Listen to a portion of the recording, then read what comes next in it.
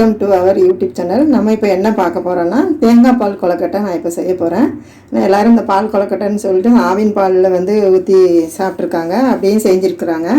இப்போ நான் வந்து தேங்காய் பாலில் வந்து செய்கிறேன். தேங்காய் பால் வந்து இந்த மாதிரி வெயில் டைமில் வந்து நமக்கு ரொம்ப குளிர்ச்சியை தரும், நம்ம உடம்புக்கு நல்லது. ஆவின் பாலை விட நமக்கு தேங்காய் பாலில் வந்து ரொம்ப சத்து இருக்குது. பெண்கள் யூட்ரஸ்க்கு வந்து ரொம்ப நல்லது.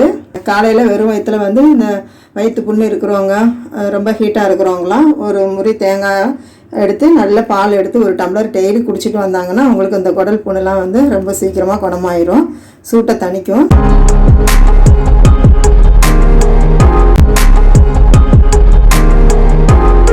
இப்போ இந்த தேங்காய் பூ கொஞ்சம் எடுத்து மாவில் போட்டுட்டேன். மீதி தேங்காய் வந்து நல்லா 2 ஜாருக்கு வந்துச்சு. நான் அரைச்சி ஒரு பாத்திரத்தில் போட்டிருக்கேன். நான் ரொம்ப தண்ணி ஊற்றக்கூடாது, பால் வந்து தண்ணியாக இருக்கும், நமக்கு திக்காக இருந்தால் தான் நல்லா டேஸ்ட்டாக இருக்கும். அதனால் சும்மா ஒரு 1/4 டம்ளர் தண்ணி தான் நல்லா போட்டு அரைச்சிருக்கேன். 2 ஜார் அரைக்கிறதுக்கு 1/2 டம்ளர் தண்ணி தான். நம்ம இப்போ இந்த ஜாரை கழுவி சும்மா ஒரு டீஸ்பூன் போல் தான் நம்ம போடணும், இல்லைன்னா பால் தண்ணியாக இருக்கும். இப்போ தேங்காய் பால் ரெடி ஆயிடுச்சு. இப்போ நம்ம மாவு வந்து நம்ம ரெடி பண்ணணும். இப்போ இந்த தேங்காய் பால் நான் அரைச்சி வச்சுட்டேன். இதை நம்ம இப்போ கொஞ்சம் தள்ளி வச்சிடலாம். இப்போ வந்து மாவு நம்ம ரெடி பண்ணலாம். மாவுக்கு கொஞ்சோண்டு உப்பு போட்டேன். இப்போ வந்து ஒரு 3 டீஸ்பூன் தேங்காய் போட்டிருக்கேன். இதில் கொஞ்சம் கொஞ்சமாக தண்ணி சேர்த்து நம்ம நல்லா அதை வந்து பிசையணும். கொஞ்சம் ஊற வைக்கணும், ஒரு 10 மினிட்ஸ் ஊற வைக்கணும். ஏன்னா அது வறுத்த மாவு, ஊற வச்சிட்டோன்னா நிறைய வரும். மாவு நல்லா ஊறினதுக்கப்புறம் நமக்கு அதிகமாக காட்டுவோம். இதுக்கு சுடு தண்ணி தான் போடணுன்னா ஒன்றும் இல்லை, பச்சை தண்ணி கூட போடலாம். இந்த மாதிரி கொழுக்கட்டை செஞ்சோன்னா நம்ம காலையில் வந்து டிஃபனுக்கு கூட நம்ம சாப்பிட்டுக்கலாம். அப்படி இல்லைன்னா ஈவினிங் டைமில் பிள்ளைங்க ஸ்கூலுக்கு போயிட்டு வரும்போது இல்லை நமக்கும் வந்து தேவைப்பட்டுச்சுன்னா நம்ம இந்த மாதிரி சேர்ந்து சாப்பிட்லாம். இதுக்கு வந்து மாவும் தேங்காயும் இருந்தாலே போதும், கொஞ்சோண்டு தான் சர்க்கரை தேவைப்படும்.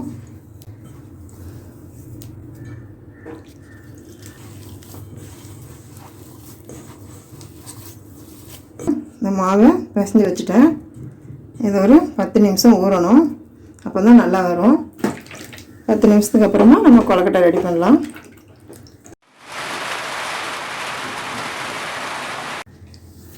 இப்போ இந்த மாவு பிசைஞ்சு வச்சு 10 நிமிஷம் ஆச்சு. நம்ம இப்போ கொழுக்கட்டை ரெடி பண்ணலாம்.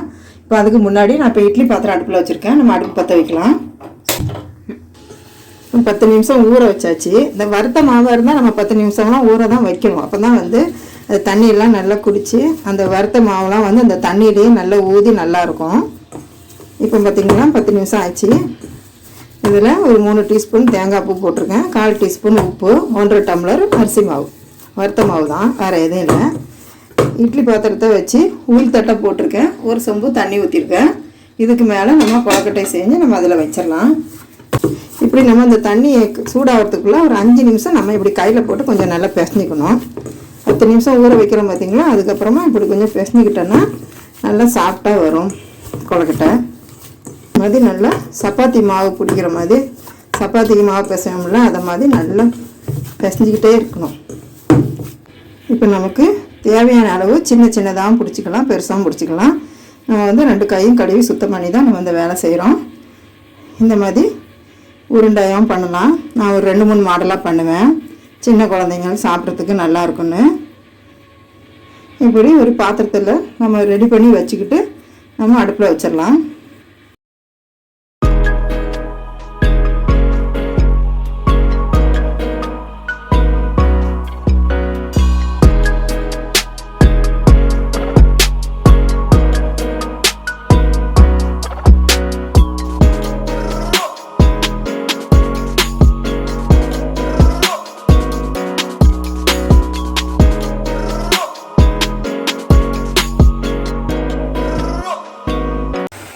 இப்போ இந்த தண்ணி ரெடி ஆயிடுச்சு, சூடாகுது.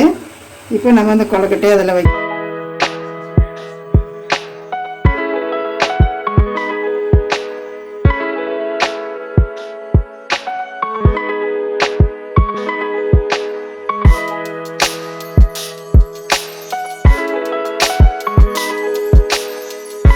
இப்போ நம்ம ரெடி பண்ணதெல்லாம் நம்ம இட்லி பாத்திரத்தில் வச்சுட்டோம்.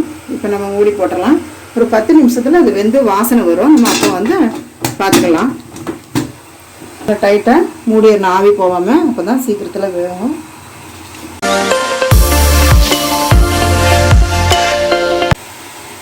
இப்போ இந்த கொழுக்கட்டை நம்ம அடுப்பில் வச்சு 10 நிமிஷம் ஆச்சு. இப்போ நம்ம வெந்துட்டான்னு பார்க்கலாம். நம்ம அடுப்பை கம்மி பண்ணிடலாம்.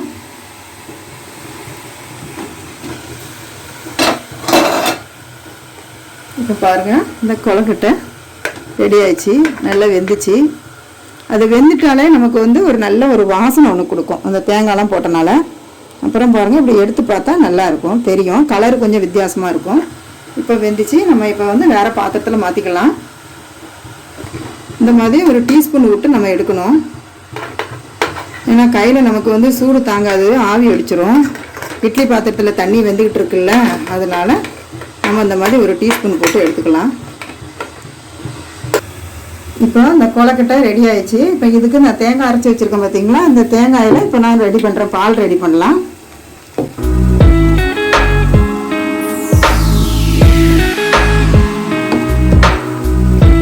ஃபஸ்ட்டு பால் தான் எடுக்கணும், திக்கான பால். இது 2வது இருந்துச்சுன்னா நம்ம வீட்டுக்கு தேவைக்கு ஏதாச்சும் நம்ம சால்னா செஞ்சால் போட்டுக்கலாம். இப்போ இங்கே பாருங்கள், இங்கே தேங்காய் பால் இப்போ ரெடி ஆயிடுச்சு. ஒரு கிண்ணத்தில் பால் எடுத்துட்டேன். ஆனால் நம்ம அந்த பாலில் நம்ம உடனே சர்க்கரை போடக்கூடாது. சர்க்கரை போட்ட அன்றைக்கி அது கொஞ்சம் கலர் மாறிடும், கருப்பாக இருக்கிற மாதிரி இருக்கும். நம்ம சாப்பிடும்போது சர்க்கரை போட்டுக்கலாம். இப்போ நான் இதில் இருந்து கொஞ்சம் கொழுக்கட்டை எடுத்து நான் வேறு ஒரு பாத்திரத்தில் போடுறேன். நமக்கு எவ்வளோ தேவையோ அவ்வளோ போட்டு நம்ம தேங்காய் பால் ஊற்றி நம்ம அதில் சர்க்கரை போட்டு நம்ம சாப்பிட்டுக்கலாம். இப்போ நான் இதில் கொஞ்சம் தேங்காய் பால் சேர்க்குறேன். அந்த தேங்காய் பாலோட நம்ம இந்த கொழுக்கட்டையை கட் பண்ணி சாப்பிடும்போது அது ரொம்ப டேஸ்ட்டாக இருக்கும். நமக்கு நம்ம தேவையான அளவு நம்ம பால் ஊற்றிக்கலாம், அவங்க விருப்பம் தான்.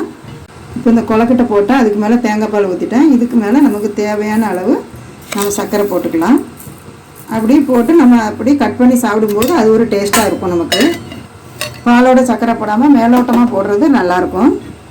தேவைப்பட்டால் பால் ரொம்ப போட்டுக்கலாம், தேவையில்லைன்னா நமக்கு தேவையான அளவு நம்ம யூஸ் பண்ணிக்கலாம். இப்போ நம்ம இந்த மாதிரி இப்படி கட் பண்ணி நம்ம சாப்பிட்லாம். அப்படியே எடுத்து ஊற வச்சு கூட சாப்பிட்லாம். சின்ன குழந்தைங்களா இருந்தால் ஊற வச்சு கொடுக்கலாம். பெரிய குழந்தைங்களா இருந்துச்சுனாலும் அவங்க அப்படியே சாப்பிட்லாம். இந்த மாதிரி பாலோடு சேர்த்து இப்படி அள்ளி சாப்பிட்ணுங்க. இது நீங்களும் இந்த மாதிரி செஞ்சு பாருங்கள், உங்களுக்கும் ரொம்ப பிடிக்கும் குழந்தைங்களுக்கு. இந்த வீடியோ உங்களுக்கு பிடிச்சிருந்தா லைக் பண்ணுங்கள், ஷேர் பண்ணுங்கள், கமெண்ட் பண்ணுங்கள், மறக்காமல் சப்ஸ்கிரைப் பண்ணுங்கள்.